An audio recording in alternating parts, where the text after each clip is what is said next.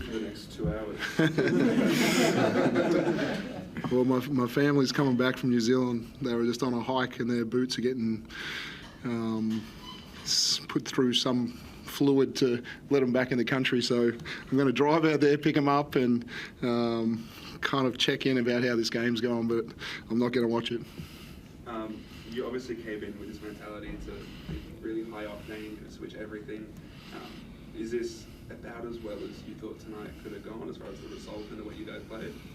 Yeah, it was something new for us, to come out and play the way that we did at the start of the game, to switch everything, to double every post up, and to the boys' credit, every time we've just kind of thrown something different out there, they've bought into it. We didn't think the results of it helped us as much as we wanted it to. They still made some really tough contested threes, and some of the mismatches that the switching causes. They're talented people, and they made tough shots, and so we kind of reverted a little bit back to playing our traditional defence the second half, and it didn't change too much either. The scoreboard just kept ticking over, but it was. I'm not sure if we've put up 116 in my time here. I'll be able to. Someone else will know that better. I'm not even sure in that Sydney semi-final if we put up that many, but and we felt like our offence was so much better in that game. But I loved the second efforts tonight. The second chance points that we got, the offensive rebounding that we picked up was massive, and it's been something we've been preaching all year. Is we believe in it, and there was a massive. I'm not sure who got the O board, but the kick out to CG for that three was massive. But that was a big factor in the game tonight. How different is it for you coaching? That you're not just playing for the win, but you're also playing for points, and so every little thing matters. You're working the clock and things like that too.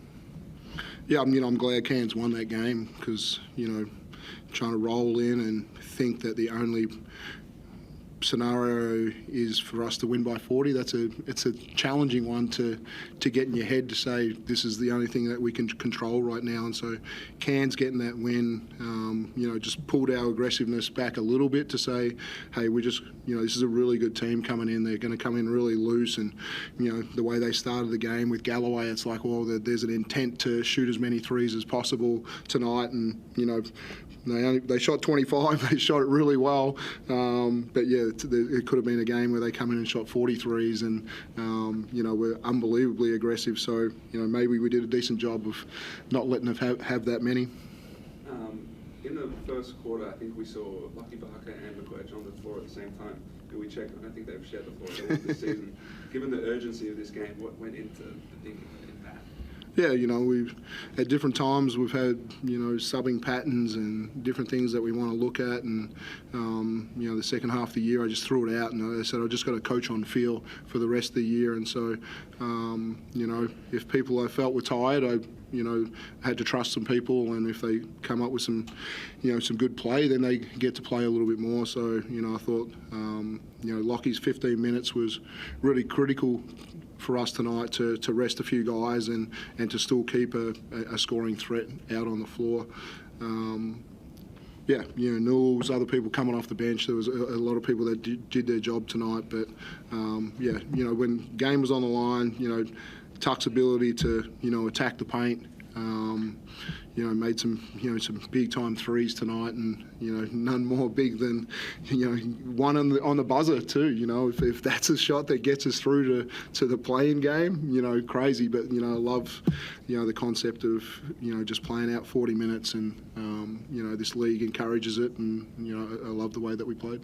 So how did you feel out there, knowing that you had to get all the points you could, and especially in that final stretch, hitting that three, and obviously hearing the crowd do what they did? But what's it like playing out there, knowing that you've got to run up and down and get points on the board?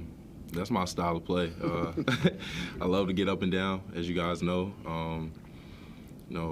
We just wanted to get the best shots that we could. Me, CG, X, everybody just take good open ones. And that last shot was just one that I felt like if I hit and that makes a difference, then there it is. So it was good. That's how I like to play. How have you felt with the looks that you guys get with Marcus on the floor, knowing that you can switch everything? It's a little bit more up tempo. Knowing that you can go to that if you make the play in the playoffs. as well as, you know, the traditional style of play that you guys have? He just gives us a different look. It's a lob threat, heavy rebound guy, a guy that can switch out, like you said, and guard and still contest at the rim. So just that dynamic that we have to be able to, you know, give teams a different view, a different defense to, you know, keep them on their toes is great. So you said you're not going to check it all. I'll ask you, Tuck. Like, I can't believe that there's no way you're at least like checking your app or checking the scores the next couple of hours. I mean, the last couple weeks, I've been dialed in. I think I told my cousin, I said, I don't think I've watched this much basketball ever. But today, I think I'm kind of like Coach. I don't even want to watch. No. I just want to let the chips fall where they may, and hopefully they go our way, and we'll figure it out from there.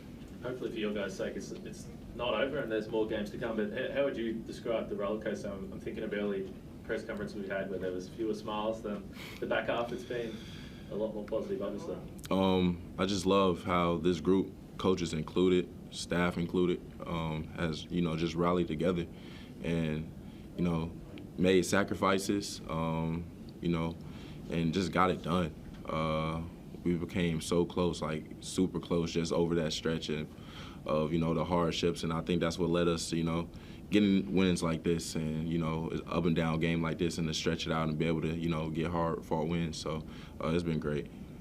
Do you think just more broadly, I remember halfway through the season when you referenced the percentage stuff with people scoring late in games, that it's always going to be different. International people may not be familiar and it might always be a talking point, but do you feel that this season is maybe a perfect example of why it should be a conversation moving forward?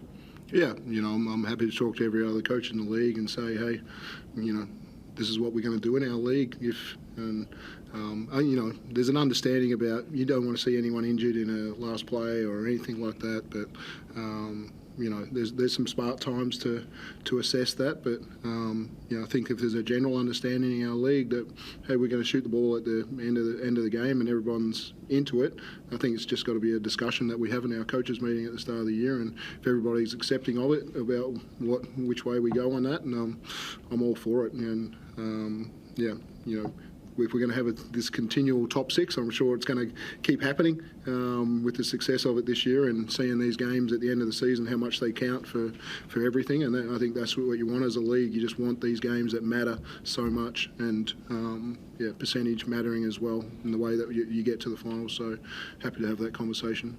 It's obviously a different cultural thing to the NBA, because NBA, there's no percentages. They just do it out. It's a different situation here, isn't it? So that's probably strengthens the... Yeah, we're different, right? They play 82 games. You know, they're allowed to have a little rest in the last 10 seconds of the game. We play 28 games. You know, and I think that's, you know, it's our culture, right? We play it to the death, and then you shake hands, and sometimes you have a beer together or whatever. But it's a little bit different to, you know, what the NBA is. Just from your perspective, I mean, so whatever happens today, I mean, you guys were 5-10. For you guys to turn it around, you know, 10 of the last 13. I mean, how proud of you are you of the team in the second half of the season? Yeah, you know, I'm sure there was a press conference somewhere where I said we just have to be the best second half team of the year, and I'm not sure if anyone else got 10 wins in the second half of the year, but I'm sure it puts us right up there in what we achieved in the second half, and you know, a lot of those were with Shea Lee back in the lineup, but in a big moment today with not having him in the lineup and not having Barlow in the lineup, and, you know, winning games where you don't have a full roster, huge. And, you know, I thought X played one of his best games all year, and, you know, really controlled things and put his feet in the paint and made 3 balls, and, you know, he was really, really solid today. So, yeah.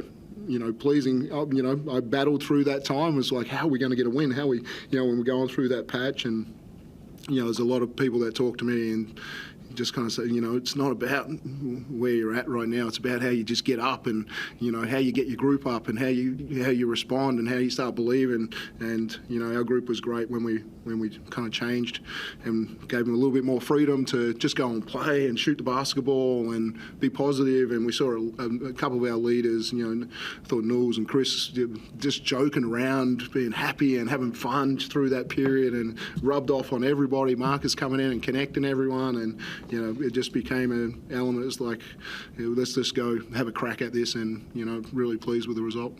When you think back on the entirety of this regular season and all the changes to the lineups and different roles, X starting to the bench and starting again, and other guys in and out, and Jordan coming and going, all this stuff when you factor all in, and where you've ended up, obviously. Has this been the most challenging season that you've been through in terms of countering all these things along the way, and not just like having your group and knowing how you're going to play week in and week out and just trying to be the best at that? Oh, without a doubt, and go back further, go back and say the two things that we can't have happen, to our lineup is we lose Delhi and we upgrade Shea. We can't lose that guy in the upgrade.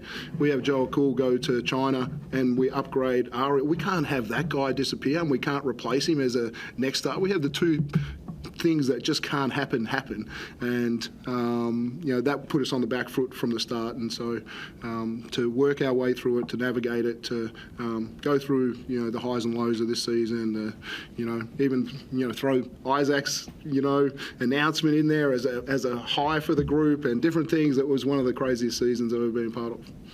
Tuck, how do you look at this whole journey? I mean, obviously the group you joined back in August or September to today is very different in terms of the way you play, but how have you found the ride and how much have you enjoyed it? Oh man, I've loved it. This group has, turned into people I can call my brothers, mentors. It's been great to challenge me on and off the court, mature me on and off the court, just made me a better person, better player. Like I told them today in the huddle after the game, like, I love y'all boys. Like, it's one of those type feelings. I'm so glad I made the decision to come over here and be a part of this, and just where we started and where we've come. So yeah, it's been great. That's a blessing.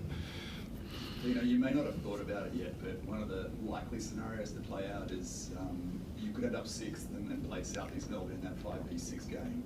So to have a potential throwdown game with that kind of impact, especially after you guys had to play that semi-final series a couple of years ago behind closed doors in Sydney, what would that mean in terms of, I guess, that rivalry for the city, but just, I guess, bringing big basketball back to Melbourne? Yeah, I was fortunate enough to be at the WNBL game last night, and just to see women's basketball on such a high, and having that play here with 7,500 people. Shout out to Lauren. I hope she's doing well. It was a horrible thing to see her injured at the start of the game, and go back to our rivalry with the Phoenix, and I think we've had enough travel in the last month to play a game in Melbourne would be great right now, and we've had great battles with them all year. It's going to be a packed out house. It'd be a super fun environment to be the first kind of play-in game and set a tone for what that's about.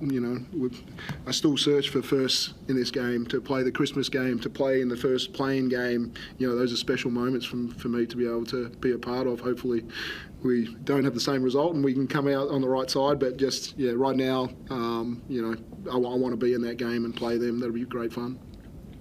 If you make the play, are you hoping to get anyone back available?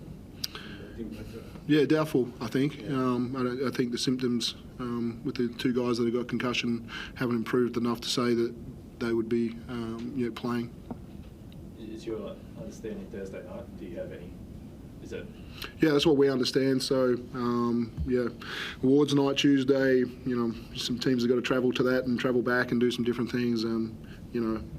Being at that awards night, we were able to practice on that day and practice again on the Wednesday and get ready for Thursday. Might need a bigger arena. Why not? Why not? I'm happy to go to a bigger arena. Yeah. Thank you very much.